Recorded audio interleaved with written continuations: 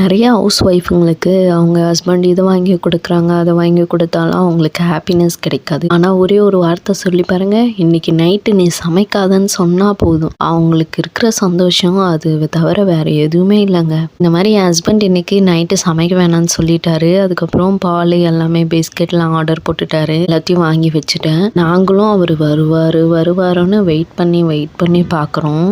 இன்னும் வரல. மணி 7 ஆச்சு, 8 ஆச்சு, 9 ஆச்சு, 10 மணி ஆயிடுச்சு, இன்னும் வரல. அதுக்கப்புறம் தான் வந்தாரு. வந்ததும் அவர் என்ன வாங்கிட்டு வந்தாருன்னு ரொம்ப வெயிட் பண்ணிக்கிட்டு இருந்தோம். அவளா பார்த்துக்கிட்டு இருந்தோம். அதே மாதிரி வந்துட்டாரு. என் பொண்ணு வேற அப்பான்னு கத்திக்கிட்டே இருந்தா. அவளும் சாப்பிடல. 2 பேருமே அதுக்காக தான் வெயிட்டிங்ல இருந்தோம். அப்புறம் அவர் உள்ள வந்து அந்த கவரை நீட்டும் போது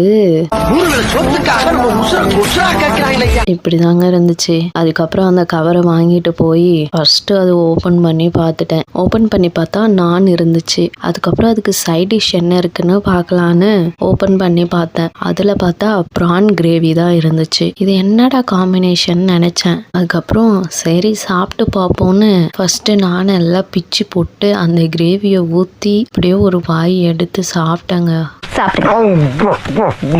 சாப்பிட்டதுக்கு அப்புறம் சொர்க்கமா இருந்துச்சுங்க.